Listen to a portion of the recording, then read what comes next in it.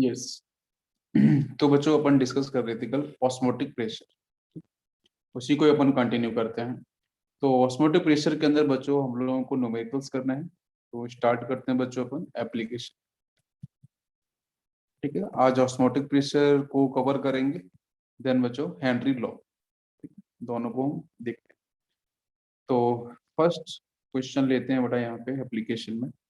6% weight divide by volume urea solution, then calculate osmotic pressure at 27 degree Celsius.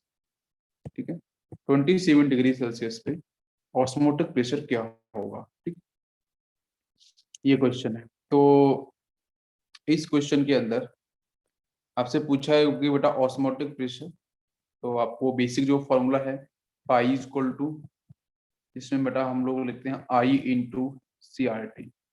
ठीक है, यहाँ पे आई आपका करेक्शन फैक्टर है। ठीक? और बाकी बच्चों अगर फॉर्मूले की तरफ अगर चलते हैं तो यहाँ से आई की वैल्यू बेटा क्या, यूरिया के लिए तो यूरिया बेटा डिसोसिएट होता नहीं है, तो इस केस में आई की वैल्यू क्या होती है, 1। ठीक है, यूरिया वाले केस। तो इसमें आपका pi equal to i into C R T, तो आई की जगह आपका 1 आ जाएगा इंटू कॉन्सेंट्रेशन टर्म। तो यहाँ से आपको पता है कि जो यूरिया सॉल्यूशन है उसमें यूरिया क्या है बेटा, सॉल्यूट। यहाँ पे जो यूरिया होगा ना वो होगा आपका सॉल्यूट।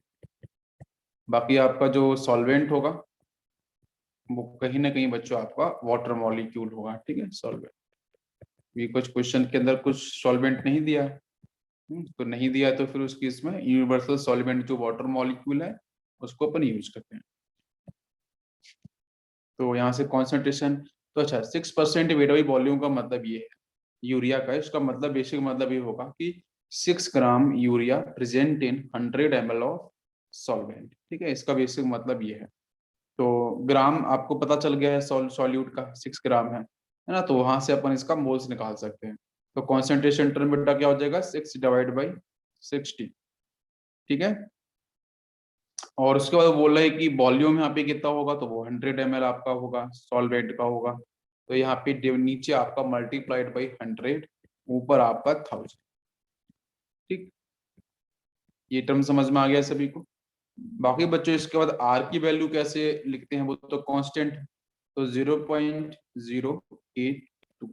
ठीक है, और बाकी आपका आएगा टेम्परेचर इन केल्विन, तो 27 डिग्री सेल्सियस बच्चों दे रखा है तो उसको अपन केल्विन में लिख सकते हैं, तो ये बेटा आ जाएगा 300। ठीक है, बस इसका मल्टीप्लाई करना है और बेटा यहाँ पे आपका जो आंसर होगा वो आपका एटीएम में निकल के आ जाएगा। तो कैलकुलेशन वाला पार्ट आपका है। ठीक है, तो कैलकुलेशन आपको प्लीज करनी है, तो उसको आप सॉल्व करो, एटीएम में आंसर आ जाएगा। तो पहला क्वेश्चन देखो आसान था, बस इसमें इंपॉर्टेंट जो कॉन्सेप्ट था वो ये था सिंपल सा कि जो 6% वेट बाई वॉल्यूम। ठीक है, ये कॉन्सेंट्रेशन टर्म है बेटा परसेंटेज के अंदर, जिसको अपन बस यही बोल सकते हैं कि बेटा 6 ग्राम, ऊपर डब्लू ना, डब्लू का मतलब ग्राम वेट, तो 6 ग्राम आपकी जो यूरिया है जो सॉल्यूट है वो प्रेजेंट होगा 100 ml ऑफ सॉल्वेंट में। ठीक है, 100 ml ऑफ सॉल्वेंट, बस इतना ध्यान रखना है। बाकी आपका आई पता चल ही जाएगा, बाकी आपका कॉन्सेंट्रेशन, आर की वैल्यू कांस्टेंट है, टी आपका टेम्परेचर। क्लियर हो गया सभी को। नेक्स्ट क्वेश्चन लेते हैं बच्चों, सेकंड क्वेश्चन। सेकंड क्वेश्चन है 5.85% वेट बाई वॉल्यूम NaCl। इस केस में अल्फा की वैल्यू बच्चों दे रखी है आपको 80%। ठीक है, फिर आपको करना है calculate, then calculate osmotic pressure at 27 degree Celsius. ठीक है बेटा, 27 डिग्री सेल्सियस पे ना ऑस्मोटिक प्रेशर क्या होगा। तो देखते हैं हम लोग सॉल्यूशन। तो इसमें आपका जो होगा pi equal to, osmotic pressure बेटा पूछा है तो आपको करेक्शन के साथ ही बात करते हैं, pi into i into pi equal to i into C R. अच्छा, NaCl के बेटा आई की वैल्यू कितनी होगी बताओ बच्चों। यस, NaCl हम नंबर ऑफ पार्टिकल्स की बात नहीं कर रहे हैं, number of particles is different concept, ठीक है, ये बात ध्यान रखना। तो यहाँ पे नंबर ऑफ पार्टिकल्स नहीं, मैं आई की बात कर रहा हूँ, ठीक है। आई यहाँ पे कितना होगा, यस, इनिशियल वाले केस के अंदर।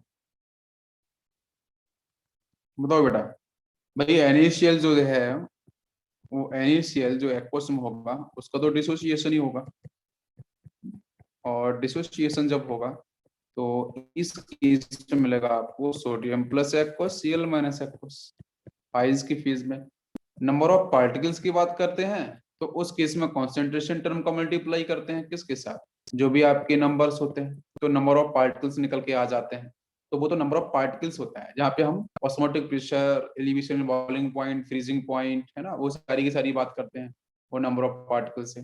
तो number of particles different concept है, और आई जो है ये करेक्शन फैक्टर, ये आपका डिफरेंट कॉन्सेप्ट है, ठीक है, समझ में आ रहा है सभी को। अच्छा, अब इस केस के अंदर आप देखो तो मैं लिख सकता हूँ पहले आई डिसोसिएशन, डिसोसिएशन ही होगा। तो डिसोसिएशन टर्म है तो क्यों ना बेटा यहाँ से फॉर्मूला फॉलो किया जाए। तो यहाँ से आपको पता है कि 80% डिसोसिएशन हुआ है, पूरा डिसोसिएशन तो हुआ नहीं है। जब पूरा डिसोसिएशन नहीं हुआ है तो इसका मतलब बेटा ये क्या होगा, it is a weak electrolyte, है ना। अगर 100% डिसोसिएशन होता है तभी तो बच्चों हम लोग बोलते हैं आपके स्ट्रॉन्ग इलेक्ट्रोलाइट। तो यहाँ तो 80% है, 100% से कम है तो वीक इलेक्ट्रोलाइट, इक्विलिब्रियम मिलेगा। तो हम आई डिसोसिएशन निकाल सकते हैं क्या, 1 माइनस एल्फा प्लस 2 अल्फा। 2 समझ में आया, ये एन की वैल्यू है, हम लिखते हैं ना एन अल्फा, ये ना बेटा यहाँ से ये एन अल्फा होता है ना। तो एन की वैल्यू यहाँ से N A plus C L minus, वो तो आपको बेटा पता चल गई है कि आपकी नंबर ऑफ पार्ट यहाँ पे जो एन होगा वो तो आपका 2 निकल के आ जाएगा, तो 2 मैंने सीधा रख दिया है। अब एल्फा कितना है वो भी आपको दे रखा है, तो यहाँ से 1 प्लस एल्फा हो जाएगा, इन दोनों को सॉल्व करेंगे तो, ठीक है। और अल्फा बच्चों 0.8 है तो 1 में 0.8 को ऐड कर दो तो आपका 1.8। तो यहाँ पे जो आपका आंसर आएगा वो 1.8 आपको मिल जाएगा आई की वैल्यू। तो आई मैंने कैसे निकाला, ये सभी को बात समझ में आई क्या, 1.8, ठीक है। बाकी बच्चों फॉर्मूला पता है कि आई पता चल गया है, बाकी कॉन्सेंट्रेशन तो इजिली है, तो कॉन्सेंट्रेशन टर्म को अपन फॉलो करते हैं। आई सभी को समझ में आया ना कैसे निकालना है अपन लोगों को, बिल्कुल सिंपल है बेटा, है ना, रिएक्शन फैक्टर। ओके, तो पाई इक्वल टू हो गया ना 1.8, ब्रैकेट में आ जाओ। अब यहाँ से बेटा कॉन्सेंट्रेशन टर्म की बात करते हैं। तो अब जो आपको दे रखा है 5.85% वेट बाई वॉल्यूम, इसका मतलब क्या है, इसका मतलब बच्चों ये है कि 5.85 gram of NaCl present in 100 ml of solvent, ठीक है, इसका बेसिक मतलब यही है।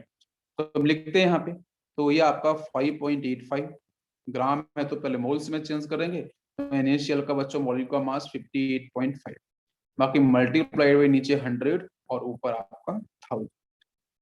सभी को समझ में आया बेटा, yes, multiplied by R into T. R बच्चों 0.082, टी कितना है 27 डिग्री सेल्सियस इन केल्विन, तो इट इज 300।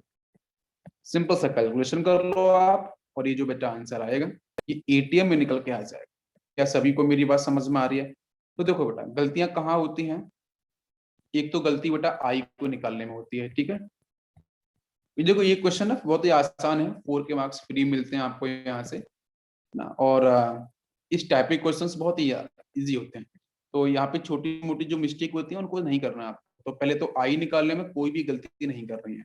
डिसोसिएशन वाला केस है तो डिसोसिएशन फॉलो करेंगे, एसोसिएशन वाला केस है तो एसोसिएशन को अपन फॉलो करेंगे, ठीक है। आई निकालने में आराम से निकालेंगे, कोई दिक्कत नहीं।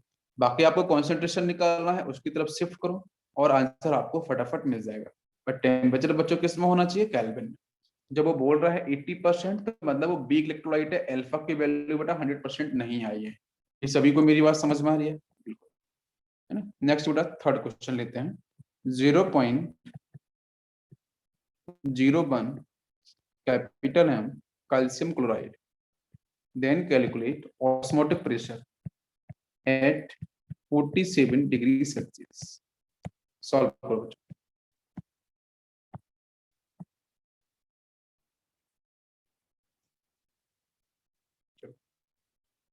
तो बच्चों यहाँ पे क्वेश्चन था आपका 0.01 कैपिटल एम CaCl2, ठीक है। और उसने पूछा है बच्चों ऑस्मोटिक प्रेशर आपका टेम्परेचर है 47 डिग्री सेल्सियस, है ना। सारे पॉइंट्स एकदम से क्लियर है। तो ऑस्मोटिक प्रेशर का जो हमारा बेसिक्स ऑफ फॉर्मूला होता है ना, वो तो आपको पता है कि बेटा pi equal to i into C R T, ठीक है। अब इसमें जो आई होगा वो क्या लिखा जाएगा, कोई बताएगा मेरे को।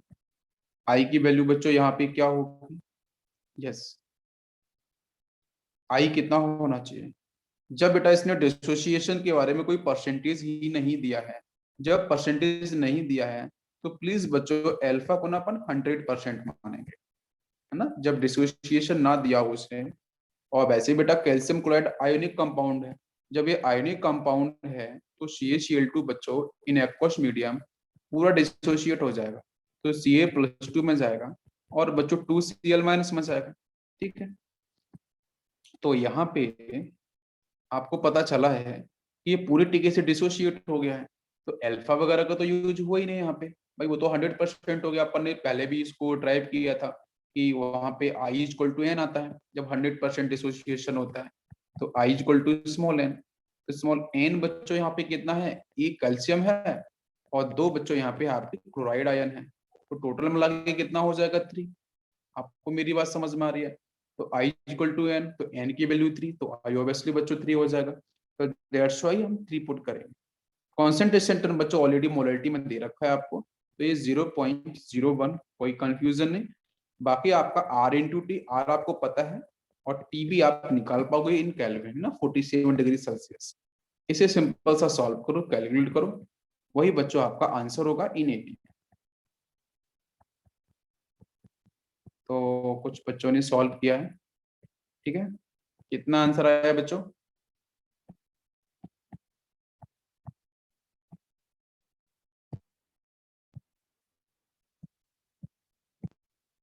Next question.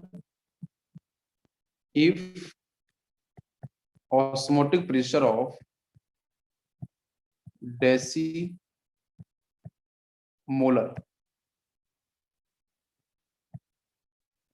क्वेश्चन है बेटा K3 कंपाउंड दे रखा है, K3FeCN6, ठीक है, इज 9 atm, ठीक है। उसने ऑस्मोटिक प्रेशर बच्चों ऑलरेडी, ये जो कंपाउंड गिवन है इसका कॉन्सेंट्रेशन बेटा टर्म आपका है डेसीमोलर, और कंपाउंड आपके सामने दे रखा है कॉम्प्लेक्स सॉल्ट, ठीक है। जहां पे अगर इसे आप आयनाइज करोगे तो यहाँ से बच्चों आपको मिलेंगे सिंपल कैटायन, है ना, 3 पोटेशियम आयन मिलेंगे, एक मिलेगा कॉम्प्लेक्स एनायन जो होगा आपका FeCN6। यहाँ बच्चों होल चार्ज की बात करेंगे तो यहाँ पे +3 आएगा, ठीक है, एक पोटेशियम पे +1, तो 3 पे आपका +3 टोटल, तो यहाँ पे चार्ज कितना -3। तो सिंपल कैटाइन है, कॉम्प्लेक्स एनायन है। कैटाइन बच्चों कितने हैं 3, एनायन कितना है 1, 3+1 को अपन अगर ऐड करते हैं तो बच्चों आपको मिल जाएगा यहाँ से 4, ठीक है। और इसने क्वेश्चन में आपको जो ऑस्मोटिक प्रेशर है उसकी बच्चों वैल्यू दे रखी है आपको 9 atm, ठीक है। और उसके साथ साथ आपसे जो क्वेश्चन पूछा है वो अल्फा की वैल्यू उसने पूछी है, अल्फा, ठीक है। अल्फा आपका यहाँ पे क्या होगा ये क्वेश्चन है। और अगर बच्चों क्वेश्चन के अंदर टेम्परेचर गिवन नहीं है और आपको पता है कि इसकी जब सॉल्यूशन की अपन अगर बात करेंगे तो उस केस में आपको pi equal to C into R into T की जरूरत पड़ेगी। हाँ वही, जब टेम्परेचर क्वेश्चन में गिवन नहीं है तो इट मीन्स वो 27 डिग्री सेल्सियस ही है, ये भी बात आपको समझनी है। क्वेश्चन अगर में गिवन नहीं है बेटा टेम्परेचर, तो प्लीज आप 27 डिग्री सेल्सियस से सॉल्व करना। तो मेरी बात समझ में आ रही है, क्योंकि इस क्वेश्चन में टेम्परेचर गिवन नहीं है, तो आपको T27 डिग्री सेल्सियस लिखना पड़ेगा, ठीक। अल्फा गिवन नहीं होता जैसे अभी पिछले वाले क्वेश्चंस में, तो अपन 100 डिग्री 100% मान के सॉल्व करते हैं। तो बच्चों यहाँ से पता है कि जो पाई की होगा वो i into C into R into T, तो यहाँ से पाई तो ऑलरेडी गिवन है सर, उसकी वैल्यू 9 है। आई बच्चों यहाँ पे कितना होगा, आपको पता है ये सॉल्ट है, डिसोशिएट करेगा, तो आई अल्फा निकालना पड़ेगा, बिकॉज अल्फा मेरे को नहीं पता 100% है कि नहीं है कितना है, तो हम अल्फा का ना सिंपल सा फॉर्मूला लिख लेंगे, ठीक है, कोई दिक्कत नहीं। तो बेटा आई कैसे निकाला जाए, आई निकालने के लिए 1 minus alpha plus N alpha, N बच्चों कितना आ गया है 4, मैंने पहले आपको निकाल के दे दिया, ठीक है। यस, सभी को समझ में आया। 1 minus alpha plus 4 into alpha, और फिर इसके बाद बच्चों आई जब निकल चुका है तो फिर आएगा सी इंटू आर इंटू टी। यहाँ तक सभी बच्चों को बात समझ में आई, क्लियर? यस। अब यहाँ से बच्चों अल्फा कितना लिखा जाए, तो माइनस अल्फा और प्लस 4 अल्फा, ये तो बच्चों प्लस 3 अल्फा आ जाएगा, ठीक है। इसके बाद बच्चों कॉन्सेंट्रेशन टर्म की तरफ चलो, तो सी कितना लिखा जाए, अरे देखो डेसीमोलर दिया है उसने, डेसीमोलर का मतलब 10 की पावर -1 होता है, आप उसे 1 डिवाइड बाई 10 लिख लो ना, आप उसे पी बाई क्यू की फॉर्म में लिख लो, कैलकुलेशन में आसानी होगी, है ना। -1 पावर लगाने की कोई भी जरूरत नहीं। आर बच्चों पता है कांस्टेंट है तो 0.082 हो जाएगा। टी आपका यहाँ से गिवन है नहीं है तो आपका वो 300। बस सिंपल सा ये कैलकुलेशन करेंगे अपन, तो यहाँ से अल्फा की वैल्यू सभी को निकल के मिल सकती है। तो कैलकुलेशन वाला जो बच्चों पार्ट है, ठीक है, वो आपको करना है मेरे साथ, ठीक है। तो अल्फा की वैल्यू बच्चों आपकी निकल के आए, कॉन्सेप्ट बताना मेरा काम है, कैलकुलेशन लास्ट में करना आपका काम। चलो आंसर आया सभी का?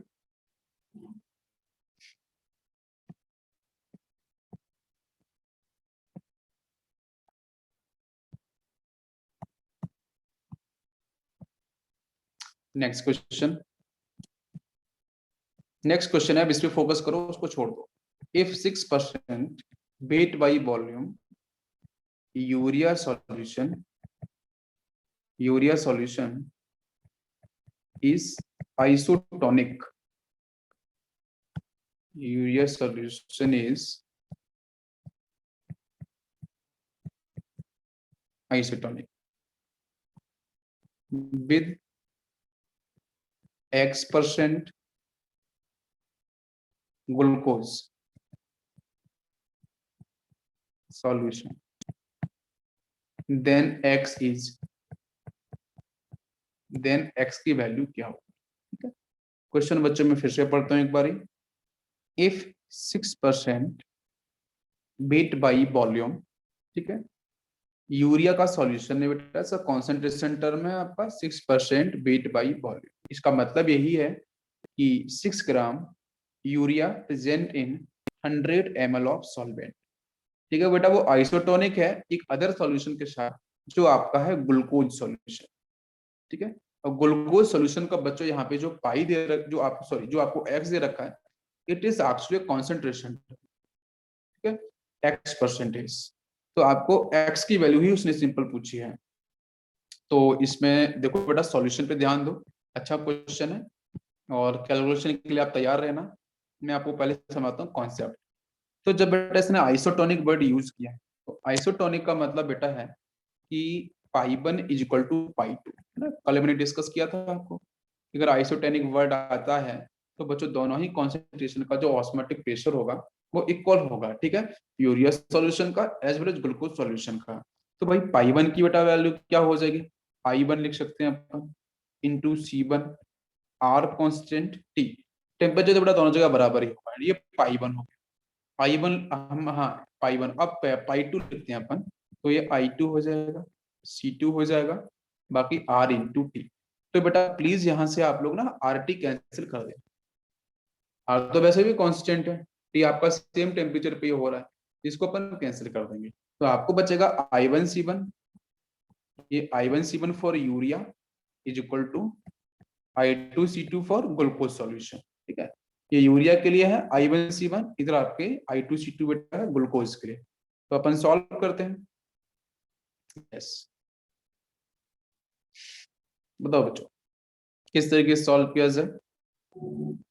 जब यूरिया की बात करो, ग्लूकोज की बात करो, तो डिसोसिएशन तो होता ही नहीं है बेटा। आपको मेरी बात समझ में आ रही है जो मैं कहना चाह रहा हूँ। ग्लूकोज और यूरिया के अपन अगर बात करते हैं तो बेटा ये डिसोशिएट ही नहीं होते हैं। जब ये डिसोशिएट ही नहीं होते हैं तो ये नॉर्मल कंपाउंड है।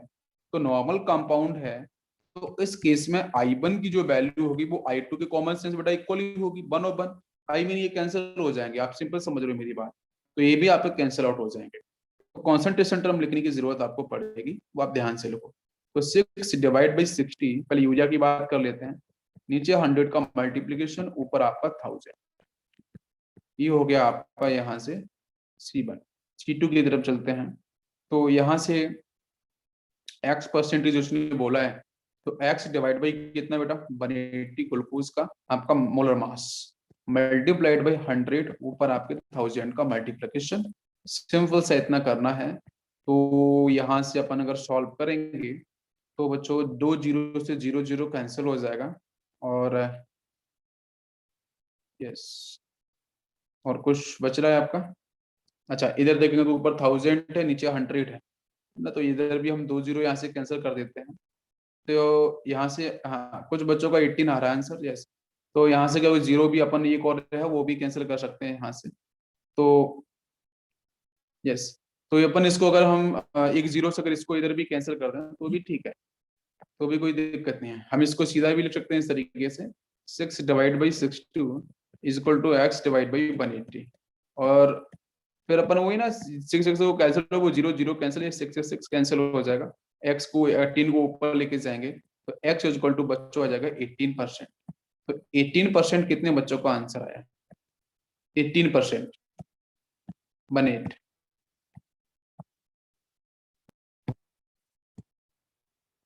यस, नेक्स्ट क्वेश्चन लेते हैं।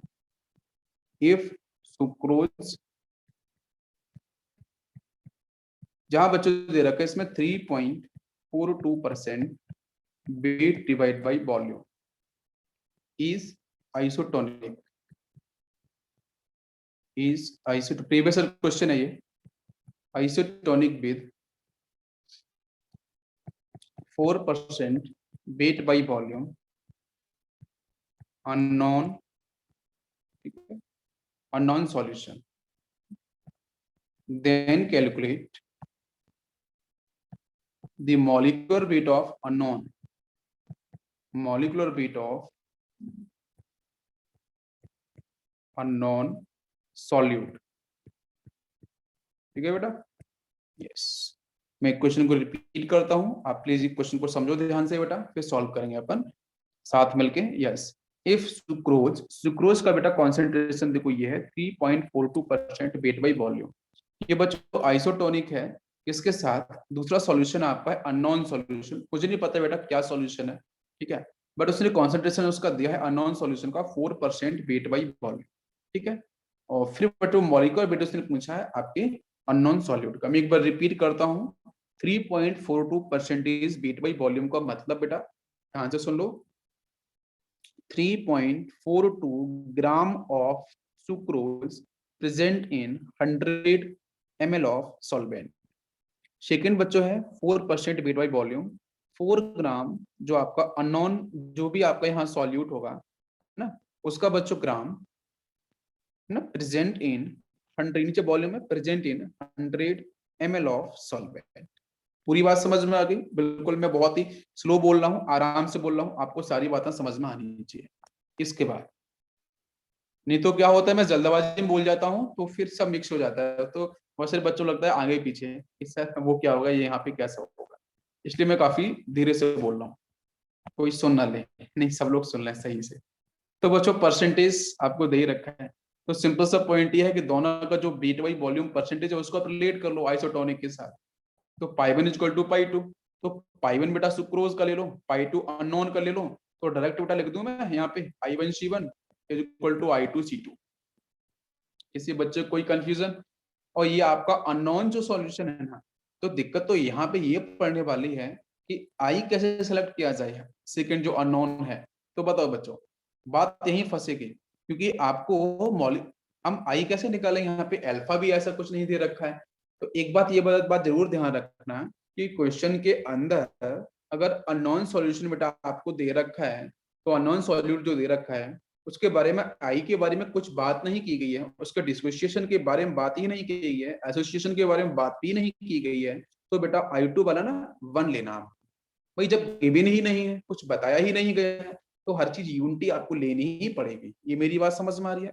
बिल्कुल। तो बच्चों I1 I2 अपन उड़ा देते हैं, कैंसिल कर देते हैं, इनकी कोई भी जरूरत नहीं पड़ेगी। क्लियर? तो बस C1 C2 बचा है, बस इसको सॉल्व करना है, सिंपल सा बेटा। तो देखो 3.42 डिवाइड बाई 342 और यहाँ मल्टीप्लीकेशन नीचे 100 का, ऊपर बच्चों आपके 1000 का, ठीक है। C1 C2 बेटा क्या हो जाएगा, 4 ऑलरेडी गिवन है, मॉलिक्यूलर वेट x लिख लेंगे अपन, मल्टीप्लाइड बाई 100 ऊपर 1000। चलो बच्चों सॉल्व करो, बिल्कुल सिंपल सी कैलकुलेशन है। यस, तो ये तो बच्चों पहले कैंसिल कर दो, दोनों साइड कैंसिल कर दो सीधा, ये इतना बचेगा टर्म, इधर 4/x बचेगा। यस, कितना आंसर है x का? Yes yes.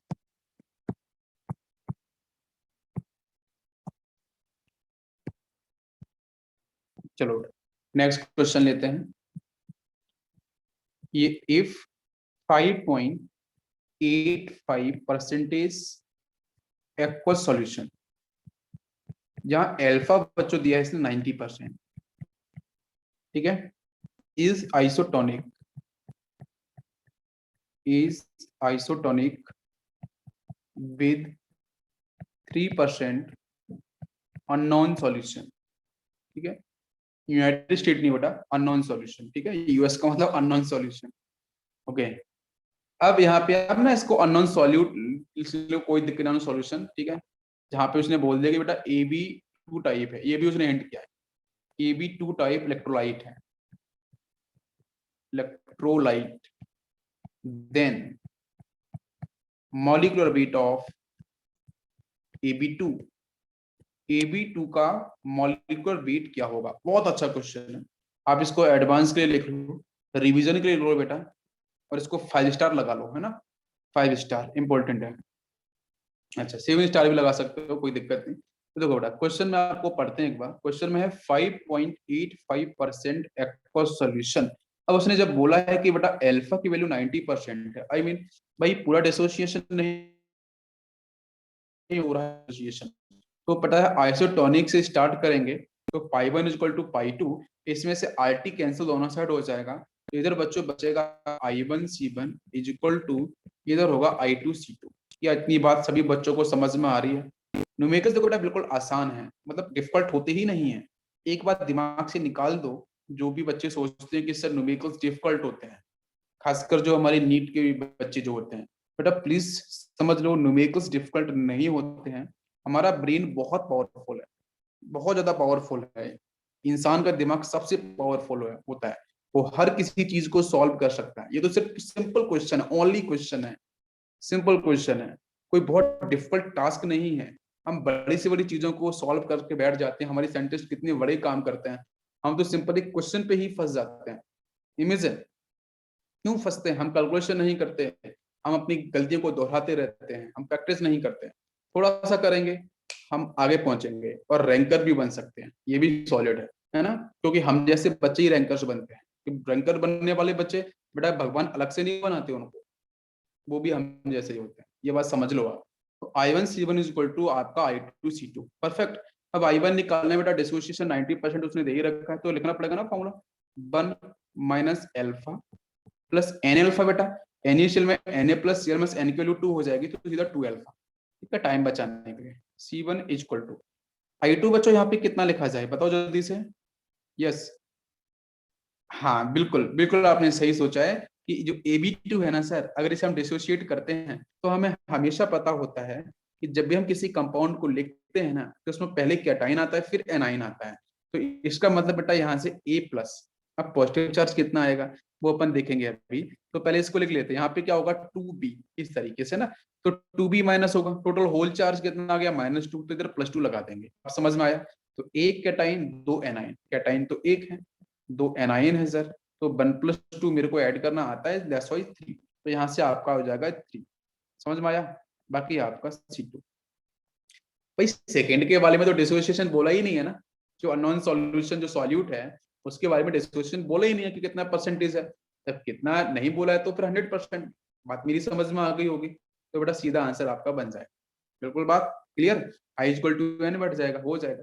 अच्छा बाकी बच्चों इसको आप सॉल्व कर लो। फर्स्ट वाले केस में अल्फा आपका कितना है 90%, तो यहाँ बच्चों कितनी वैल्यू आएगी जरा बताओ मेरे को जल्दी से। यस, अल्फा कितना बन, हाँ, ये जो पूरा रिजल्ट है, ये पूरा रिजल्ट क्या आना चाहिए, ये पूरे रिजल्ट की बात कर रहा हूँ, यहाँ से क्या होगा, एल्फा प्लस 2 एल्फा, एल्फा बचेगा प्लस एल्फा, एल्फा की वैल्यू 0.9 होगी, तो 1 प्लस 0.9 तो जी 1.9। समझ में आ गया। C1 बच्चों कितना होगा, 5.85 डिवाइड बाई 58.5 मल्टीप्लाई नीचे 100 का ऊपर 1000 का मल्टीप्लाई, ठीक है, इज इक्वल टू, इधर बच्चों क्या होगा, ये तो आपको 3 दे रखा है। C2 की बच्चों बात करेंगे तो कितना है, अपन देखेंगे तो 3% दे रखा है, तो 3 डिवाइड बाई नीचे बच्चों मॉलिक्यूलर वेट जो भी आपका अननोन सॉल्यूट होगा, ऊपर 1000 का मल्टीप्लाई नीचे 100 का मल्टीप्लाई। बच्चों इसको सिंपल सा सॉल्व करना है, आपको मॉलिक्यूलर वेट का आंसर यही से पता चलेगा। तो नाउ आपका टर्न है, निकालो बच्चों आंसर, मॉलिक्यूलर वेट कितना होगा। सभी को समझ में आया, क्लियर, बताओ जल्दी से आंसर।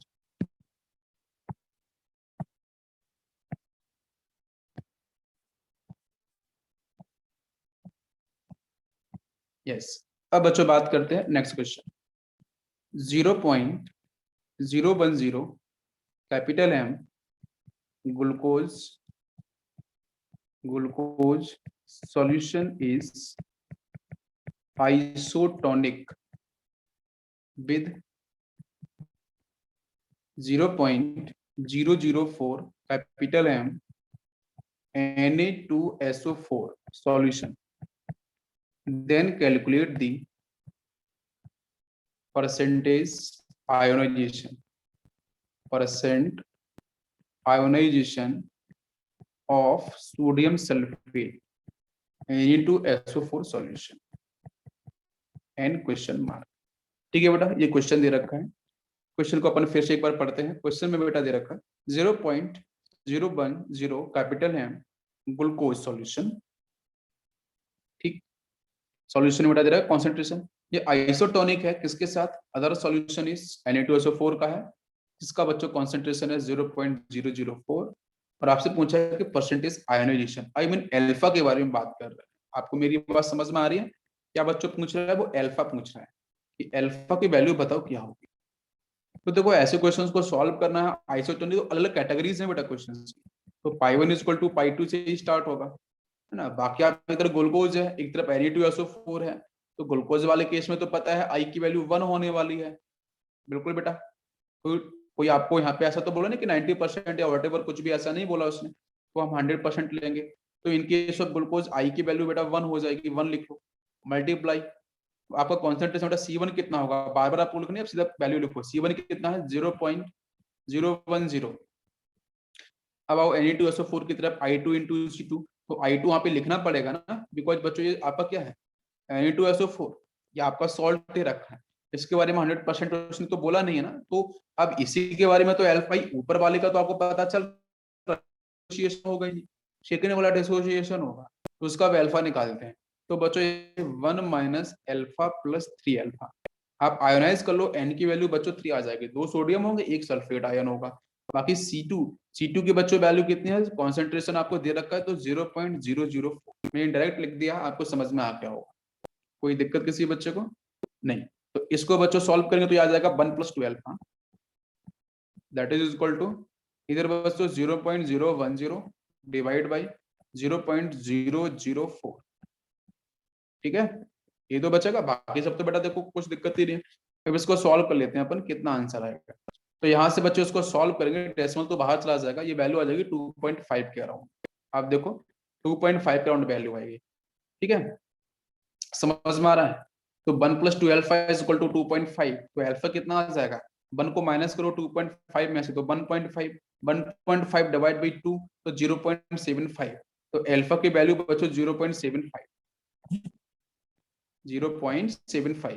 इफ एल्फा इज 0.75, तो एल्फा के लिए बेटा जो परसेंटेज अगर क्वेश्चन में उसने पूछा है ना, परसेंटेज आयोनाइजेशन उसने पूछा है, तो 75% इज द राइट आंसर। अभी को समझ में आया। अगर बच्चों ऑप्शंस में 0.75% लिख के थे या फिर 75% लिख के थे, आपको किसको टिक करना होगा, 75% को, ना कि 0.75% को। मेरी बात समझ में आ गई बिल्कुल। चलो next question, if blood pressure of human body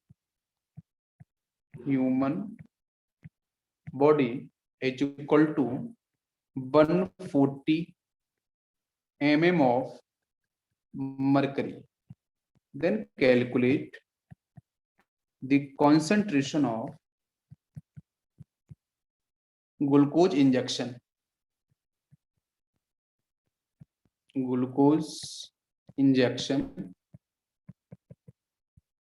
in weight by volume percentage, so that it can be safely injected. Temperature is वही रूम टेम्परेचर, ठीक है, 27 degree Celsius. And question mark. बेटा क्वेश्चन बहुत अच्छा है, आप ध्यान से देखो। क्वेश्चन बच्चों बोला है कि भाई जो ब्लड प्रेशर है ह्यूमन बॉडी का, वो बच्चों है 140 mm ऑफ मर्करी। फिर उसने बोला है कि कैलकुलेशन करना है आपको कॉन्सेंट्रेशन ऑफ ग्लूकोज इंजेक्शन, ठीक है, in percentage weight by volume, so that it can be safely injected, और टेम्परेचर बेटा है 27 डिग्री सेल्सियस। सिर्फ इतनी बात उसने दे रखी है। तो हमें बच्चों क्या निकालना है, कॉन्सेंट्रेशन टर्म निकालना है, ठीक है। अच्छा, तो कैसे निकाला जाए, आप लोग इसे सॉल्व करोगे, मैं आपको हिंट करूं थोड़ा सा। देखो इसने ना बेटा एक्स जो परसेंटेज है वो वेट बाई वॉल्यूम, समझ में आ रहा है, इसके बारे में बात कर रहा है वो, इस कॉन्सेप्ट के बारे में। तो आपको फिर कैसे निकालना होगा, तो यहाँ तो कोई आइसोटोनिक ऐसा कुछ तो है नहीं है, तो बस ये मुझे को पता है कि क्वेश्चन में उसने ना ब्लड प्रेशर दे रखा है, और जब वो ब्लड प्रेशर दे रखा है ना, तो हम उसको ना ऑस्मोटिक प्रेशर के साथ रिलेट कर सकते हैं। तो pi is equal to i into C R T हो जाएगा। पाई आपका ऑस्मोटिक प्रेशर होता है, ठीक है। तो यहाँ पे अगर मैं पाई की वैल्यू लिखना चाहूँ तो बच्चों आपको कितना हो जाएगा, ये 140 तो आपका था वो मरकरी, तो 140 डिवाइड बाई 760, ये पाई की वैल्यू हो जाएगी सीधी। आई बच्चों यहाँ पे कितना होगा, फॉर द ग्लूकोज आपको पता है 1 हो जाएगा, इंटू सी आर टी उठा, अब सी के साथ आना पड़ेगा। तो अब इस केस में आपका सॉल्यूट क्या है, वो तो ग्लूकोज है, ठीक। बाकी आपको पता है यहाँ पे मुझे ग्राम नहीं पता है, तो वो आपको एक्स की वैल्यू ऊपर में अपन लिख लेते हैं, डिवाइड बाई नीचे आपका 180 हो जाएगा, मल्टीप्लाइड बाई 100, ऊपर आपका 1000। बस इसको सॉल्व करो, आपको एक्स के बारे में आइडिया बैठेगा। क्या आपको मेरी बात समझ में आ रही है, एक बार ट्राई करो, ये आपके लिए होमवर्क है, मैंने आपको पूरा बता ही दिया, बाकी आप इसको ट्राई करना, आंसर बन जाएगा। सभी बच्चों को बात समझ में आई, बताओ भाई एक बार। यस, हो जाएगा सॉल्व सभी से, चलो गुड। नेक्स्ट क्वेश्चन, है, ये भी होमवर्क में देता हूँ। Solution A 3% weight by volume, जिसका बेटा ऑस्मोटिक प्रेशर क्वेश्चन में दे रखा है 480। आप अभी सॉल्व कर लो या फिर होमवर्क के लिए लिख लेना इसको। सॉल्यूशन बी जो बेटा दे रखा है 4% वेट बाई वॉल्यूम। एक्चुअली क्या होता है कि मैं होमवर्क देता हूँ तो आप लोग मुझे आंसर नहीं दिखाते नहीं हो, ठीक है, तो इसलिए ना मैं मैक्सिमम क्वेश्चंस को यहीं पे इसलिए कराना पड़ता है मुझे। मैं बोलता हूँ होमवर्क के लिए करना है, लेकिन आप दिखाते नहीं हो उसका आंसर क्या है, कैसे आपने सॉल्व किया। डाउट आया तो पूछते नहीं हो। 100 ml of capital A and 200 ml of solution B are mixed, then calculate the osmotic pressure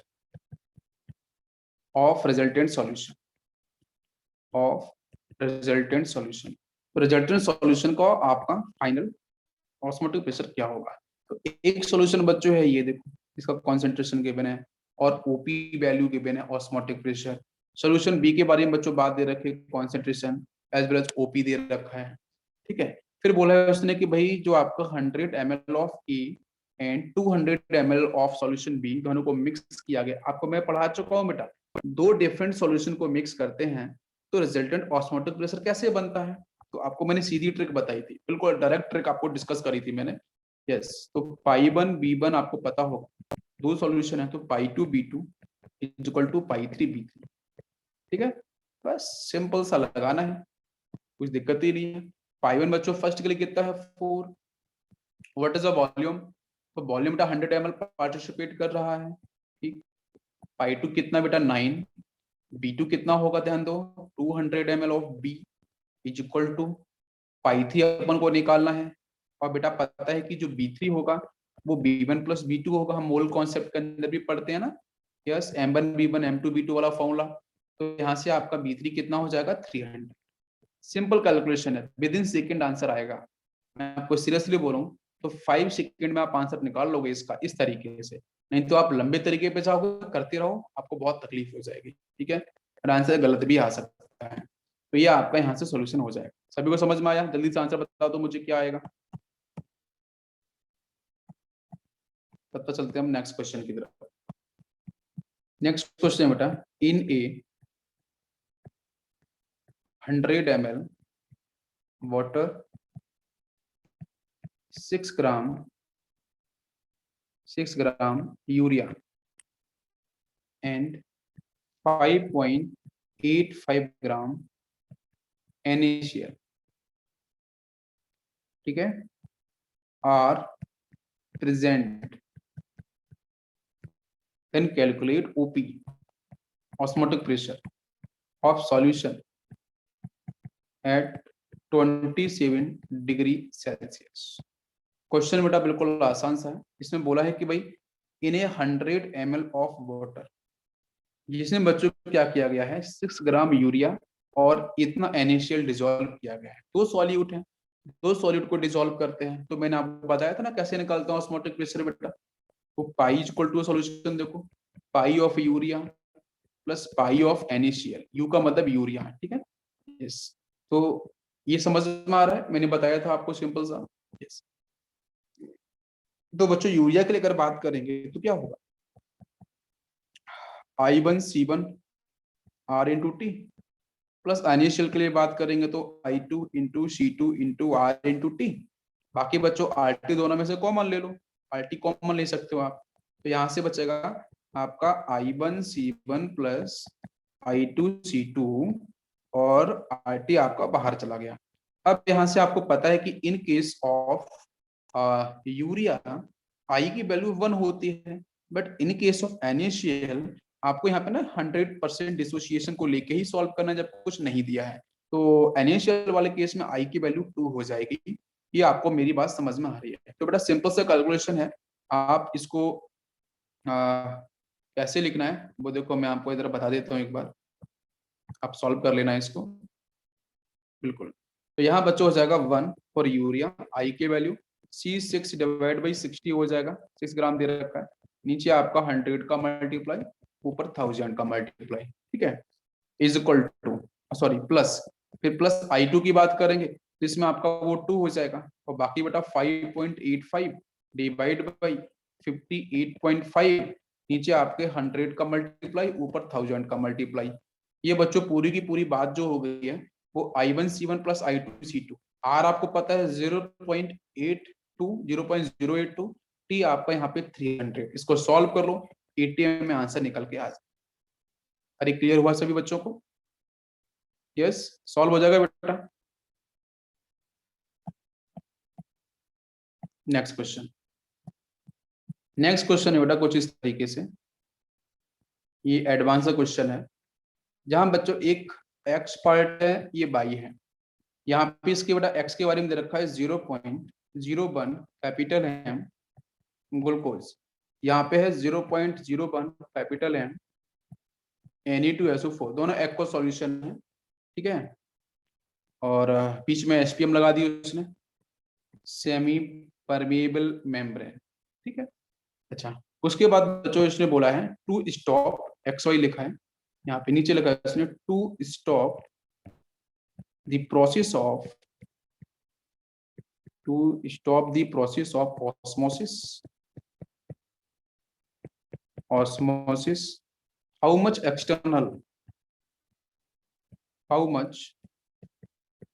external pressure is exerted and from which side, ये भी है, and from which side, ये किस साइड में मुझे एक्सटर्नल प्रेशर लगाना है और कितना लगाना है।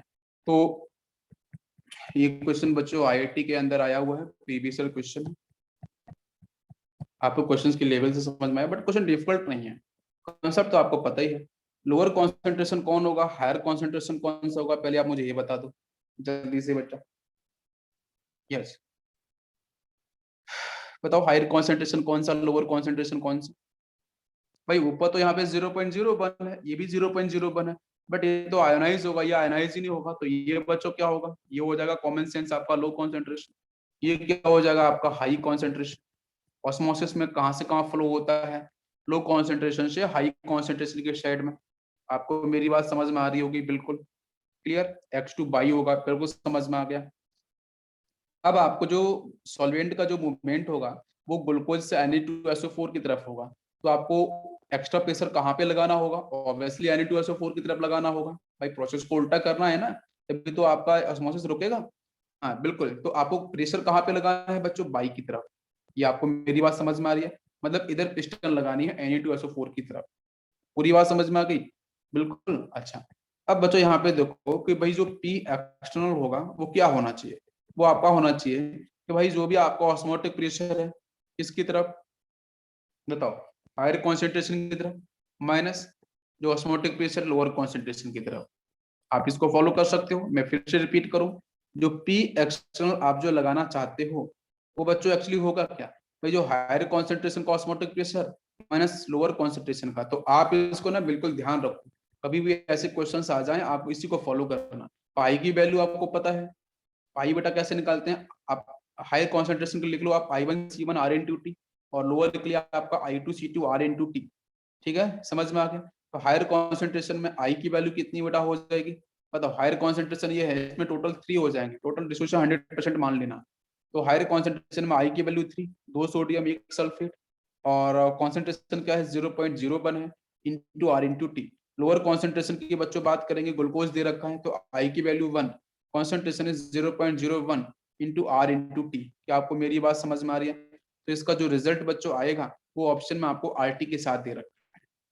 यहाँ पे जो भी वैल्यू आपकी निकल के आएगी फ्रैक्शन वगैरह में जो भी आएगा वो R/T के साथ ऑप्शन में दे रखा है। अब समझ में आ गया किस तरफ से लगाना है और क्या ऑस्मोटिक प्रेशर की वैल्यू होगी। तो ऐसे भी क्वेश्चंस बन जाते हैं, और आप लोगों को मैंने बता दिया कैसे करना है, हो जाएगा। अब इसके बाद बच्चों हम डिस्कस करने वाले हैं next concept, that is the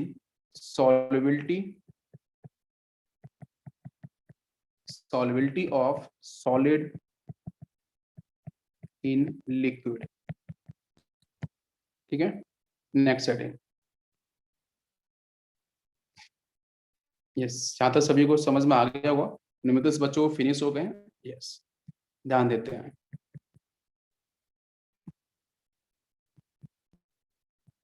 like, आप इसको ऐसे लिख लो, लाइक डिजोल्व लाइक, या फिर लाइक वाइज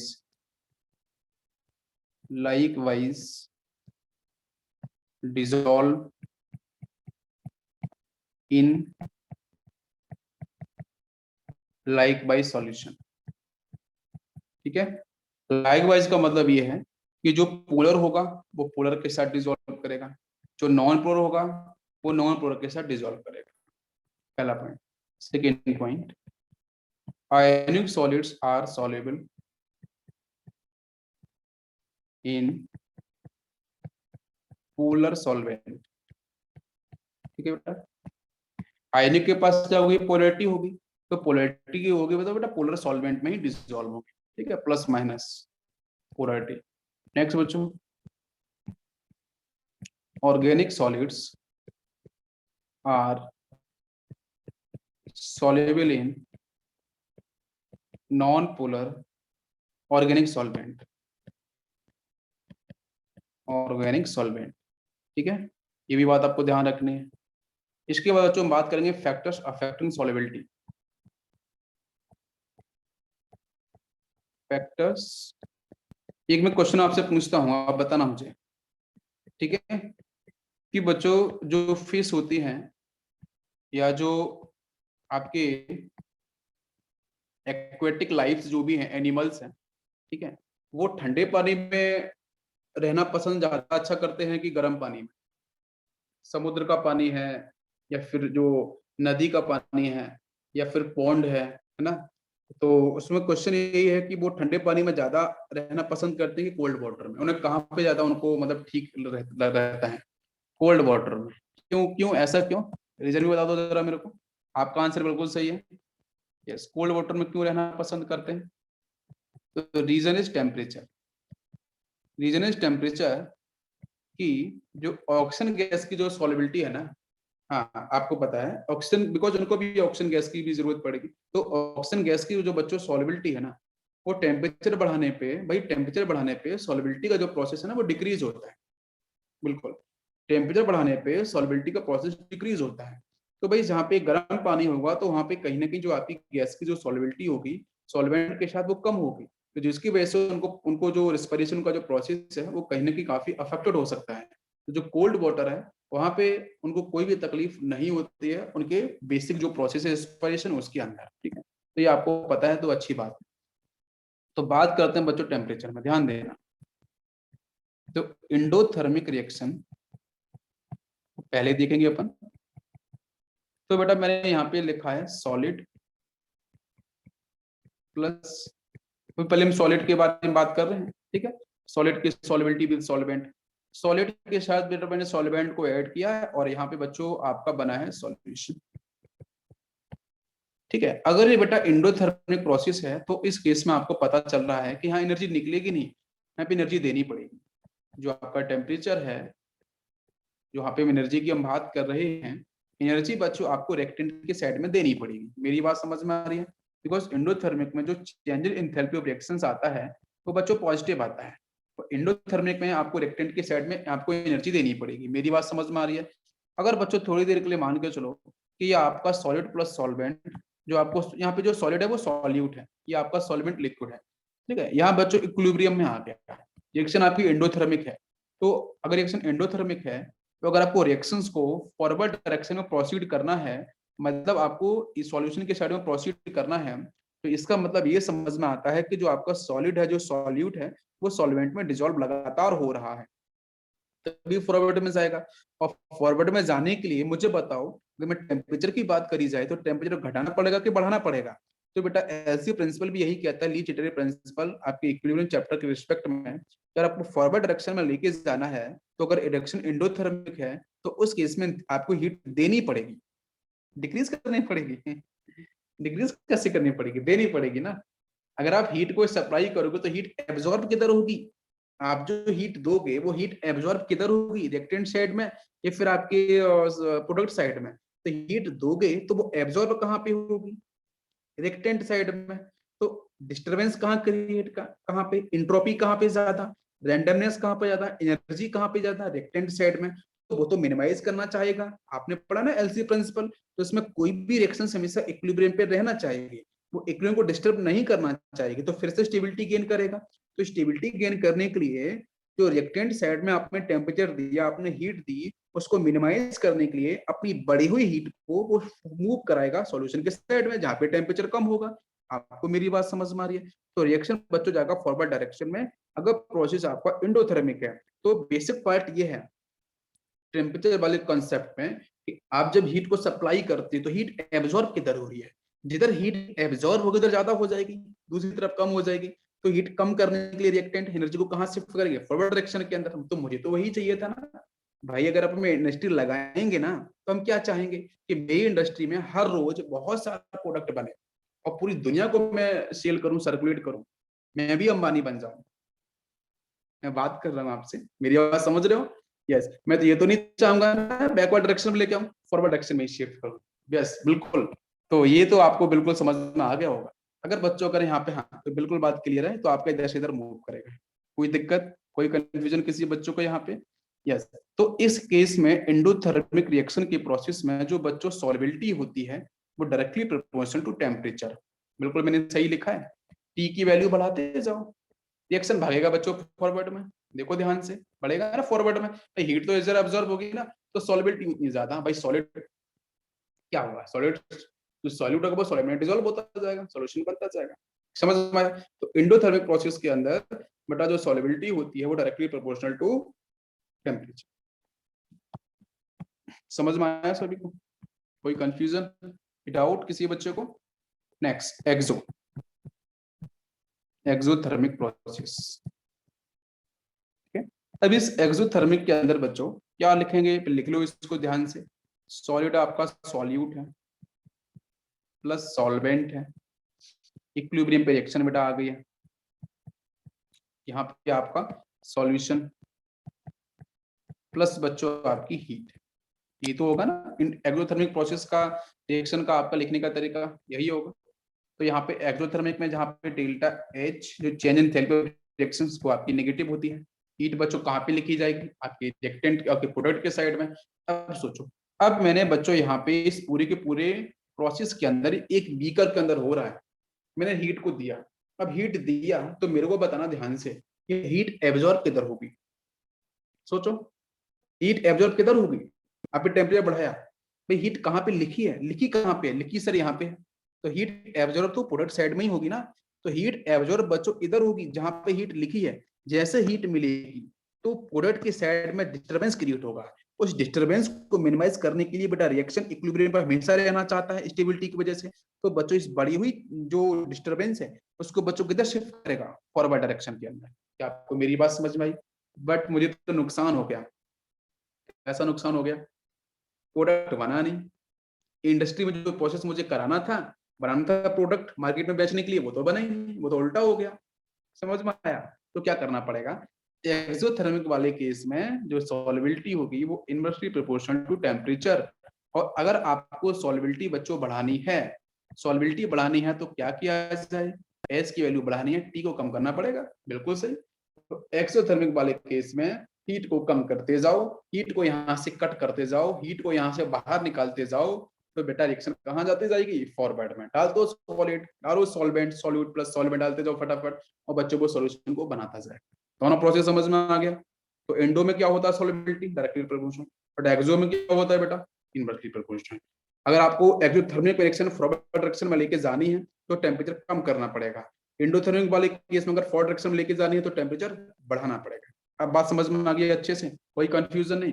अब इसी एक्सोथर्मिक और एंडोथर्मिक को बहुत सही ढंग से समझने के लिए बच्चों एक बहुत एक छोटा सा फॉर्मूला भी आता है लॉग के साथ, एडवांस के अंदर, log S2 divide by S1, log S2 divide by S1। अब उसको डेरिवेशन पे मत जाओ, डेरिवेशन थोड़ी पूछता है। तो T2 minus T1 divide by, नीचे बच्चों होगा 2.303 into R P1 into T2। ठीक है, बस इसको आपको ध्यान रखना है। यही एडवांस के अंदर ये बात पूछ सकता है, या फिर बच्चों मेंस और नीट के अंदर ना सिंपल फॉर्मूला भी पूछ सकता है, डायरेक्ट फॉर्मूला भी आपसे डिस्कस करा सकता है। तो आपको ध्यान, अब आप पूछोगे कि सर मैक्सिमम क्वेश्चंस कहाँ से आते हैं, तो अकॉर्डिंग टू मी मतलब ए बी कॉन्सेप्ट। ठीक है, मैक्सिमम क्वेश्चंस बच्चों आते हैं एंडोथर्मिक से। कहाँ से आते हैं, इंडो से।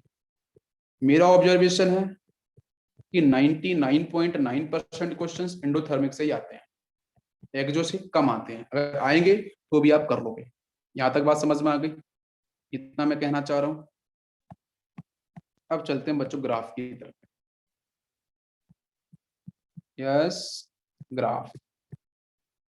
तो ग्राफ को बच्चों समझते हैं ध्यान से, इंपॉर्टेंट है, एडवांस पॉइंट से इंपॉर्टेंट है, नीट और मेंस पॉइंट से थोड़ा सा कम इंपॉर्टेंट है। ये भी मैं आपको बता देता हूँ साथ साथ में। ठीक है, ग्राफ देखो बेटा, सबसे पहली बात बेटा लिया मैंने एक्स एक्सिस पे सॉल्युबिलिटी, यहाँ पे लिया मैंने टेम्परेचर। ध्यान दो, ग्राफ बच्चों एनसीईआरटी में इसके बारे में डिस्कशन ज्यादा नहीं है, थोड़ा बहुत स्टेटमेंट दे रखा है, लेकिन इसके ऊपर क्वेश्चंस बच्चों पूछे गए हैं। तो कुछ स्पेसिफिक कंपाउंड्स के ऊपर है। तो जो NaCl का बच्चों जो ग्राफ आता है सॉल्युबिलिटी के साथ, वो आपका फॉरवर्ड आता है। NaCl is a solute, NaCl आपका सॉलिड सॉल्यूट है, डिजॉल्व हो रहा है लिक्विड सॉल्वेंट के अंदर। तो इसका बच्चों जो ग्राफ आता है वो इस तरीके से स्ट्रेट आता है। ठीक है, ध्यान रखना, मैं 4 से 5 कंपाउंड बता रहा हूँ, उन पर डायरेक्ट क्वेश्चंस बन जाते हैं, आपके पैराग्राफ टाइप क्वेश्चंस आते हैं, आप टिक करोगे। NaCl का ये बनता है। उसके बाद बच्चों अगर बात करते हैं कैल्शियम सल्फेट का, तो उसका ग्राफ कुछ यूं आता है, Ca2SO4 थ्राइस। ठीक है, हाँ, इस पे सिर्फ 2 बार क्वेश्चन पूछेगा एडवांस के अंदर ही, और बाकी किसी में नहीं। कैल्शियम सल्फेट का ग्राफ कुछ इस तरीके से आपको देखने को मिलेगा। ठीक है, ध्यान दो, क्लियर हो गया? एक सेकेंड, कुछ मिस्टेक हुआ है, ठीक से, यहाँ पे गलती हुई है। कैल्शियम सल्फेट है ना, यस, CaSO4 है ना। सल्फेट तो आपका -2 में होता है, और कैल्शियम भी आपका +2 की स्टेट में होगा, तो वो तो कैंसिल हो जाएगा, CaSO4 नहीं, ठीक है, ये आपको होगा, बिल्कुल सही है। इसके बाद बच्चों हम बात करते हैं नेक्स्ट, ये ग्राफ कुछ यहाँ से इस तरीके से ना, ये बच्चों ग्राफ जो होगा वो रिप्रेजेंट करता है KNO3, आपका सॉल्यूट है, सॉलिड, और सॉल्वेंट लिक्विड में डिसॉल्व है। इसके बाद ये ग्राफ एक कंपाउंड और ध्यान देना है, वो यहाँ से स्टार्ट होगा कुछ इस तरीके से, ये बच्चों होता है मैग्नीशियम सल्फेट, मैग्नीशियम सल्फेट।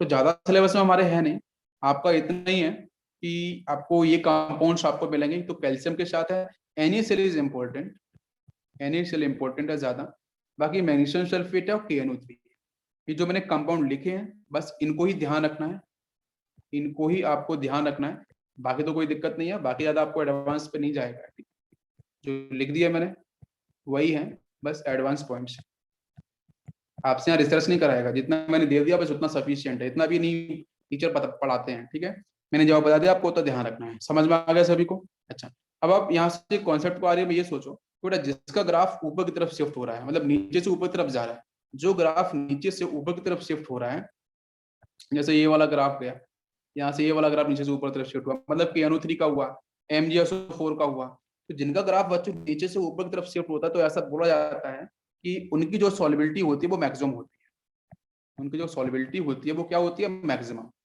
ये बात आप समझो, समझ में आ रहा है सभी, क्यों? क्योंकि टेम्परेचर बढ़ाओगे आप, तो टेम्परेचर बढ़ाने के साथ साथ, भाई टेम्परेचर बढ़ा रहे हो आप इधर से इधर, ग्राफ आपका यहाँ से स्टार्ट हो ऊपर तरफ जा रहा है, तो टी की वैल्यू भी बढ़ती जा रही है, सॉल्युबिलिटी भी बढ़ती जा रही है, तो टी की वैल्यू बढ़ने के साथ सॉल्युबिलिटी बढ़ रही है, तो वो डायरेक्टली प्रोपोर्शनल हो रहा है, तो मतलब ऊपर वाला जो ग्राफ होगा KNO3 का, MgSO4 का, वो बच्चों क्या करेगा, वो आपसे ग्राफ बना के देगा, आपसे डाटा पूछता है, तो ऊपर वाला ग्राफ एंडोथर्मिक एक्सोथर्मिक, तो डेल्टा एच वहां पे क्या होगा, पॉजिटिव, समझ में आया। और जो आपके यहाँ पे जो पैरेलल वाला दिखाई दे रहा है NaCl का, इस केस में डेल्टा एच क्या होगा, 0, डेल्टा एच क्या हो जाएगा, 0, ठीक है। और जो ग्राफ ऊपर से नीचे की तरफ शिफ्ट हो रहा है, उसमें डेल्टा एच की वैल्यू क्या होगी, नेगेटिव, और जो ग्राफ नीचे से ऊपर की तरफ जा रहे हैं, उसमें डेल्टा एच, जैसे ये दोनों KNO3 MgSO4, इनके लिए बेटा डेल्टा एच की वैल्यू क्या हो जाएगी, पॉजिटिव। क्या आपको मेरी बात समझ में आ रही है? तो ये डाटा आपसे पूछ सकता है, और जो ऊपर वाले जो ग्राफ नीचे से ऊपर तरफ शिफ्ट होते हैं, ऐसा माना जाता है कि उनकी सॉल्युबिलिटी क्या होती है, मैक्सिमम होती है, समझ में आ गया सभी को। तो ऊपर से नीचे आएगा उसकी सॉल्युबिलिटी डिक्रीज होती है, ये ध्यान रखना विद रिस्पेक्ट टू टेम्परेचर, तो वहां पे टी की वैल्यू कम करनी पड़ेगी, एक्सोथर्मिक होगा। अब बात करते हैं सम इंपॉर्टेंट सॉल्युबिलिटी, इसके ऊपर भी कुछ ग्राफ्स डिस्कस किए जाते हैं, एडवांस में आए हैं ग्राफ, ऐसे बच्चों CaCl2 पे ग्राफ आया था, CaCl2.6 वाटर मॉलिक्यूल्स, इसके ऊपर ग्राफ एडवांस में डिस्कस सॉल्युबिलिटी का टेम्परेचर के साथ, इस तरीके से था, यहाँ पे सॉल्युबिलिटी है बाई एक्सिस पे, यहाँ बच्चों टेम्परेचर है, इसका ग्राफ कुछ इस तरीके से,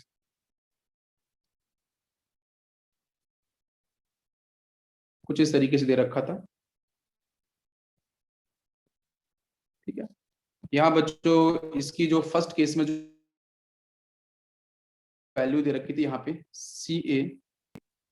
CaCl2, ठीक है, विदाउट एनी वाटर मॉलिक्यूल, यहाँ पे था CaCl2.2H2O, सेकेंड में आपको दे रखा था CaCl2.4H2O, और लास्ट वाले केस में था CaCl2.6 वाटर मॉलिक्यूल, ठीक है, इस तरीके से। और यहाँ पे था भाई टेम्परेचर आपका T1, ये था T2, ये था T3, ये था T4, समझ में आया, क्लियर। तो अब इसमें जो आपके टेम्परेचर दे रखे हैं T1 T2, भाई यहाँ से ग्राफ स्टार्ट हुआ, इसके जो क्रिस्टलाइजेशन है CaCl2 के, वो 6 आपको दे रखे हैं वाटर मॉलिक्यूल्स के साथ, सॉलिड फेज में है ये, ठीक है, सॉलिड फेज के अंदर है, CaCl2 क्रिस्टलाइजेशन है सॉलिड फेज में। तो बेटा इसको टेम्परेचर दिया गया, टेम्परेचर देते ही क्या हुआ भाई, इसकी सॉल्युबिलिटी इंक्रीज, भाई ग्राफ नीचे से ऊपर की तरफ जा रहा है, सॉल्युबिलिटी इंक्रीज, फिर बेटा दिया मैंने हीट, तो फिर से ग्राफ इंक्रीज, वहां 4 वाटर मॉलिक्यूल्स क्रिस्टलाइजेशन की मिले, नेक्स्ट देन नेक्स्ट, तो लास्ट में बेटा इसकी सॉल्युबिलिटी मैक्सिमम हो गई, CaCl2 वहां पे मैक्सिमम। तो इसका मतलब यहाँ से आप ये बात को समझो कि मैं जो T1 T2 T3 जो है वो उसको बोलते हैं ट्रांजिशन टेम्परेचर। क्या बोलते हैं? T1 है, T2 है, T3 है, T4 है। भाई यहाँ से कंडीशंस बदल रही है, ठीक है, यहाँ से सॉल्युबिलिटी इंक्रीज हो रही है। भाई T1 पे देखो, T1 पे जैसे पहुंचोगे तो T1 से अगर नीचे की तरफ आओगे तो सॉल्युबिलिटी डिक्रीज, T1 से ऊपर की तरफ जाओगे तो सॉल्युबिलिटी इंक्रीज, T2 पहुंचोगे तो सॉल्युबिलिटी डिक्रीज। किसकी सॉल्युबिलिटी डिक्रीज होगी? CaCl2.4 वाटर मॉलिक्यूल्स की। और T2 से ऊपर जाओगे तो CaCl2.2 वाटर मॉलिक्यूल सॉल्युबिलिटी बढ़ती जाएगी। क्या आपको मेरी बात समझ में आ रही है? तो T1 T2 T3 आपके हैं सॉल्युबिलिटी टेम्परेचर। पूरी बात समझ में आ रही है? अब यहीं पे वो डेल्टा एच के बारे में पूछ सकता है, तो किसी भी एक T1 T2 T3 को लेके, जैसे उसने T3 को पकड़ लिया, अब T3 को लेके पूछ सकता है कि डेल्टा एच की वैल्यू पॉजिटिव किसके लिए होगी, नेगेटिव किसके लिए होगी। तो जो ग्राफ ऊपर की तरफ जा रहा है मतलब CaCl2, तो CaCl2 के लिए जो आपकी डेल्टा एच की वैल्यू होगी वो क्या होगी? पॉजिटिव होगी। और इसकी सॉल्युबिलिटी भी बच्चों मैक्सिमम होगी। और वो पूछता है कि भाई डेल्टा एच की वैल्यू एट T3 क्या होगी, नेगेटिव कहाँ पे होगी? तो डेल्टा एच की वैल्यू बच्चों नेगेटिव किसके लिए, जो ग्राफ आपका ऊपर से नीचे की तरफ शिफ्ट करेगा, मतलब किसके लिए होगी? CaCl2.2 वाटर मॉलिक्यूल्स के लिए होगी। क्या आपको मेरी बात समझ में आ रही है? क्लियर? फिर आपसे ऑर्डर भी पूछ सकता है कि सबसे अधिक सॉल्युबिलिटी किसकी है, सबसे कम सॉल्युबिलिटी किसकी है। प्लीज ऑर्डर को अरेंज कर दो ABCD। आपको दे सकता है कि बेटा यहाँ पे A है, ये B है, ये C है, ये D है। तो correct order of stability in endothermic case में क्या है, एक्सोथर्मिक केस में क्या है। तो डिफरेंट तरीके से क्वेश्चन यहाँ पे बना के पूछ सकता है, आपको बिल्कुल ध्यान रखना है। समझ में आ गया? Clear graph? चलो सेकेंड ग्राफ लेते हैं बच्चों। Na2SO4.10 water molecules. इसका भी ग्राफ बच्चों पॉपुलर है काफी, ये कंपाउंड भी अपने आप में पॉपुलर है, ग्लोबल सॉल्ट। ध्यान दो, यहाँ बच्चों आपका इधर सॉल्युबिलिटी है, यहाँ पे आपका टेम्परेचर है एक्स एक्सिस पे। तो Na2SO4 ग्राफ बेटा काफी स्पेसिफिक है। इससे ग्राफ बच्चों कुछ इस तरीके से आता है, ऐसा जाता है, ठीक है। ये टेम्परेचर T1, यहाँ पे आपका इधर बेटा मिलता है डेल्टा एच की वैल्यू आपकी पॉजिटिव एंडोथर्मिक, और यहाँ पे मिलता है delta H is equal to negative, ठीक है। और यहाँ पे डिफाइन होता है Na2SO4, और यहाँ पे क्रिस्टलाइजेशन के साथ होता है Na2SO4.10 वाटर मॉलिक्यूल्स, ठीक है। तो इसका जो ग्राफ है वो ग्राफ भी आपको ध्यान रखना है, ग्राफ पे भी क्वेश्चंस बच्चों आपके स्ट्रेट फॉरवर्ड आ जाते हैं Na2SO4 के साथ। तो ये वाला जो सेक्शन है बेटा यहाँ पे, इसके लिए आपकी डेल्टा एच की वैल्यू कैसी होती है? पॉजिटिव। और जब ये ग्राफ ऊपर से इस जो आपका ट्रांजिशन टेम्परेचर से नीचे की तरफ शिफ्ट करेगा तो उस केस में बच्चों आपका क्या होता है? नेगेटिव। तो यहाँ पे डिफाइन होगा Na2SO4, यहाँ पे डिफाइन होता है Na2SO4.10 वाटर मॉलिक्यूल्स। ये बिल्कुल स्पेसिफिक है, आप इनको बिल्कुल एज इट इज एम लिखा मतलब मेमोराइज, बिल्कुल आप ध्यान से समझ लो जो मैंने बता दिया, बाकी इनको आपको ध्यान रखना है। आगे चलते हैं बेटा, solubility in solid in liquid हो गया अब, ठीक है। अब हम बात करते हैं solubility of gases in liquid. मैं आपको solubility in solid in liquid बहुत ज्यादा बता दिया हूं, ठीक है। मैं आपको नेक्स्ट, तो अब बच्चों बात करते हैं कि भाई गैस की सॉल्युबिलिटी लिक्विड के साथ कैसी होगी। तो इसमें हम लोग सबसे पहले बच्चों बात करते हैं फैक्टर्स के साथ। करेक्ट, फैक्टर को हम पहले इंट्रोड्यूस करते हैं, समझ में आएगा आपको। सबसे पहले बच्चों अपन बात करते हैं नेचर ऑफ गैस के साथ। नेचर ऑफ गैस, ये लीस्ट इंपॉर्टेंट कॉन्सेप्ट है, लीस्ट सबसे कम, ठीक है। फिर भी देख लेते हैं, क्वेश्चंस आए हैं इसके ऊपर, बट बिल्कुल आसान आते हैं। आप एनसीईआरटी में देख लोगे तो समझ में आ जाएगा। The gases which react with liquid, which react with liquid, liquid बच्चों यहाँ पे यूनिवर्सल सॉल्वेंट अपना वही पानी, water molecules are more soluble in liquid, more soluble in liquid. मैं सिंपल सा बोलूंगा बेटा, जो गैस आपकी पोलर होती है, जो गैस पोलर होती हैं वो पोलर सॉल्वेंट में आसानी से डिसॉल्व हो जाती हैं, बेसिक सा मतलब ये है। और जो बच्चों होती है नॉन पोलर वो आसानी से डिसॉल्व नहीं होती हैं, जैसे helium, neon, argon, krypton, xenon, radon, H2, O2, N2, F2, Cl2। ये कुछ बड़ा कॉमन सी मैंने एग्जांपल दे दिए हैं। अगर इनको आप पानी में डिसॉल्व कराना चाहते हो तो बच्चों नो रिएक्शन, कोई भी रिएक्शन आपको देखने को नहीं मिलेगी, मतलब लेस सॉल्युबिलिटी, बहुत ही कम सॉल्युबिलिटी होगी, ठीक है। ये सारी के सारी बच्चों यहाँ पे मैंने गैस लिखी है, ठीक है, तो गैस के साथ लिक्विड के अपन डिसॉल्व रिएक्शन की बात कर रहे हैं, तो यहाँ पे कोई भी रिएक्शन, बिकॉज गैस बच्चों सारी की सारी gas non polar, water molecule कैसा है पोलर, तो कोई रिएक्टिविटी नहीं। पहला केस। सेकंड केस की बात करते हैं, जैसे बच्चों carbon dioxide, SO2, SO3, ammonia, HCl, ठीक है। इस तरीके से और भी आप ले सकते हो, मैंने कुछ एग्जांपल ले लिए कॉमन। इनके साथ अगर बच्चों आप पानी डालोगे तो यहाँ पे बच्चों ये सब पोलर हैं, अगर ये पोलर हैं तो पानी के साथ बच्चों आराम से डिसॉल्व कर जाएंगे। तो बेटा ये क्या बनाएगा, ये बनाता है H2CO3। ये बच्चों क्या बनाएगा पानी के साथ, बताओ, H2SO3। ये क्या बनाएगा, सल्फ्यूरिक एसिड H2SO4। ये बच्चों क्या बनाता है, बताओ भाई, अमोनियम हाइड्रोक्साइड पानी के साथ। ये बच्चों क्या बनाएगा, बताओ जल्दी से, HCl। ये बना लेगा H3O प्लस और Cl माइनस, ठीक है।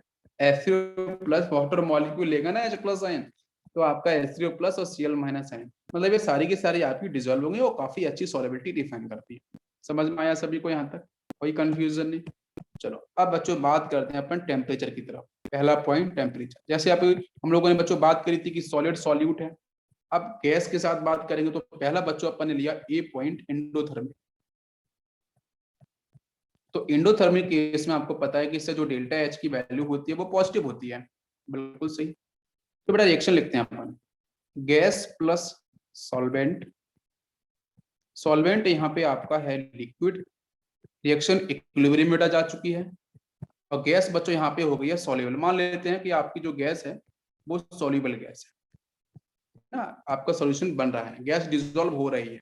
और बेटा जो इसने लिखा एंडोथर्मिक, तो जो हीट लिखी जाएगी वो हीट आपकी बिल्कुल रिएक्टेंट की साइड में लिखी जाएगी, बिल्कुल, तभी आपका ये जो रिएक्शन है उसका रिप्रेजेंटेशन आपका बनेगा एंडोथर्मिक का। तो मुझे बताओ बेटा, अगर रिएक्शन को फॉरवर्ड डायरेक्शन में शिफ्ट करना है तो क्या करना पड़ेगा आपको, अगर टेम्परेचर बढ़ाते हैं अपन यहाँ पे, तो हीट बच्चों एब्जॉर्ब कहाँ पे होगी, रिएक्टेंट की साइड में एब्जॉर्ब होगी। तो इसका मतलब हीट इधर सप्लाई होगी, तो हीट को मिनिमाइज करने के लिए रिएक्शन बेटा क्या करेगा, रिएक्टेंट मॉलिक्यूल्स प्रोडक्ट में शिफ्ट कर देंगे, रिएक्शन फॉरवर्ड जाएगी। तो इसका मतलब यहाँ पे solubility directly proportional to T. तो टेम्परेचर बढ़ाते जाओगे तो सॉल्युबिलिटी की वैल्यू आपकी बढ़ती जाएगी। क्या आपको मेरी बात समझ में आ रही है, बताओ भाई जल्दी से, क्लियर। Second case, exothermic. तो एक्सोथर्मिक के केस के अंदर जो डेल्टा एच की बच्चों वैल्यू होती है वो आपकी कैसी होती है, negative, change in enthalpy of reaction. अच्छा, लिखने का बच्चों क्या तरीका है कि gas plus liquid equilibrium reaction है, और यहाँ भी बच्चों आपको वही सॉल्युबल गैस, ठीक है, और एक्सोथर्मिक है तो हीट बच्चों लिखी जाएगी आपकी प्रोडक्ट के साइड के अंदर। तो अगर अब यहाँ पे बच्चों अगर हम टेम्परेचर बढ़ाते हैं, टी की वैल्यू बढ़ाते हैं, हीट सप्लाई करते हैं, तो एब्जॉर्बर बच्चों कहाँ पे होगी, यहाँ पे। इसको मिनिमाइज करने के लिए बेटा वो रिएक्शन को इधर से इधर शिफ्ट कर देगा बैकवर्ड डायरेक्शन के अंदर। तो यहाँ पे भी solubility inversely proportional to temperature, है ना। तो टी की वैल्यू अगर बच्चों हम कम कर देंगे तो सॉल्युबिलिटी आपकी बढ़ेगी, तभी रिएक्शन फॉरवर्ड जाएगी। ये बात समझ में आ रही है, क्लियर, बताओ बच्चों। तो फॉरवर्ड में ले जाने के लिए टेम्परेचर की वैल्यू को कम करना पड़ेगा, तभी सॉल्युबिलिटी आपकी बढ़ेगी। बिल्कुल बात समझ में आ रही है, क्लियर हुआ सभी को। अब इसके साथ बच्चों यहाँ पे भी आपका वही फॉर्मूला एक रहता है, log S2 divide by S1, जो बताया था अभी आपको पहले भी, delta H of solution divide by 2.303, यहाँ पे R, ऊपर बच्चों होगा T2 minus T1 divide by T1 into T2, ठीक है। तो एक ये फॉर्मूला आपको ध्यान रखना है, इसके ऊपर बेटा डायरेक्ट आपके न्यूमेरिकल्स वगैरह बन जाते हैं, क्वेश्चंस आ जाते हैं। बहुत बार तो बच्चों इसकी जो एक्सपोनेंशियल जो आपकी इक्वेशन है वो भी आती है। तो S इक्वल टू के ई की पावर होती है माइनस में delta H of solution enthalpy, change in enthalpy of solution divide by R into T. ये आपकी एक्सपोनेंशियल इक्वेशन बच्चों पूछी गई है एआईपीएमटी के अंदर। एआईपीएमटी के अंदर ये क्वेश्चंस आपको सिर्फ इक्वेशन ही उसने पूछी थी, कौन सी करेक्ट इक्वेशन है ना, सॉल्युबिलिटी के साथ ध्यान रखना टेम्परेचर की। नेक्स्ट बच्चों, आपका एआई ट्रिपल के अंदर एक क्वेश्चन आया था इसकी डिफरेंशियल फॉर्म के ऊपर। तो D divide by D T L N S is equal to, यहाँ पे पॉजिटिव में delta H of solution divide by R into T का होल स्क्वायर। तो ये बच्चों ए ट्रिपली में इस इक्वेशन के ऊपर, इस इक्वेशन के ऊपर आपका न्यूमेरिकल आया था, ठीक है, न्यूमेरिकल आया था, ये भी मैंने आपको यहाँ पे बता दी। क्लियर हो गया सभी को, कोई कंफ्यूजन नहीं। यस बच्चों, चलो ये पॉइंट फिनिश होता है। अब बेटा चलते हैं थर्ड पॉइंट, तीसरे पॉइंट की तरफ चलते हैं। Effect of pressure on solubility of gases in liquid, जिसको बच्चों डिफाइन करता है हेनरी लॉ। हेनरी बच्चों साइंटिस्ट है, डॉल्टन जो आपके साइंटिस्ट थे उन्हीं के पैरेलल में, ठीक है, अलग कंट्रीज के अंदर थे। डॉल्टन और हेनरी बेटा आपके पैरेलल बिल्कुल साइंटिस्ट हैं, उन्होंने बिल्कुल क्लियर काम किया एक साथ में ही। तो हेनरी लॉ बच्चों यही बताता है कि जब आप प्रेशर का इफेक्ट देखते हो, प्रेशर को आप अप्लाई करते हो किसी भी गैस के ऊपर, उसको पर्टिकुलर लिक्विड में सॉल्वेंट में डिसॉल्व करने के लिए, तो आपको हेनरी लॉ को यूज करना पड़ेगा, ठीक है। तो हेनरी लॉ बेटा क्या कहता है उसको समझते हैं। At constant temperature the gram quantity of gas dissolved in liquid is directly proportional to partial pressure of gas above liquid। तो ये बच्चों हेनरी लॉ का स्टेटमेंट है। भाई कांस्टेंट टेम्परेचर पे, भाई टेम्परेचर कांस्टेंट होगा तभी तो इक्विलिब्रियम मिलेगा, तभी आपका पार्शियल प्रेशर भी डिफाइन होगा, ठीक है। एट कांस्टेंट टेम्परेचर, ठीक है, the gram quantity of gas dissolve in liquid is directly proportional to partial pressure of gas above the liquid, ठीक है। ये बच्चों हेनरी लॉ का आपका बेसिक सा स्टेटमेंट है। यहाँ तक बात सभी को समझ में आई, क्लियर हो गया? चलो, तो जिसको बच्चों हम लिख सकते हैं इस तरीके से, भाई जो मास है जो भी गैस का, वो directly proportional to partial pressure for gas. ये जो मास है बेटा, ये आपका कहाँ पे होगा? ये होगा इनसाइड, ठीक है, इनसाइड दी लिक्विड, जो भी गैस डिसॉल्व होगी। जो पार्शियल प्रेशर की बात कर रहे हैं, ये बच्चों कहाँ पे होगा? एबव लिक्विड के ऊपर जो पार्शियल प्रेशर होगा उसकी वैल्यू आपको यहाँ पे, बाकी आपका जो मास दे रखा है वो इनसाइड द लिक्विड, ठीक है, जो गैस डिसॉल्व होगी उसको अपन यहाँ पे अप्लाई करते हैं। तो बच्चों इसके ऊपर आपके फाइव आपके डिफरेंट टाइप के इक्वेशन डिजाइन होते हैं और फिर ग्राफ डिफाइन होंगे, उसके ऊपर बच्चों हम बात करेंगे कल, ठीक है बच्चों, थैंक यू।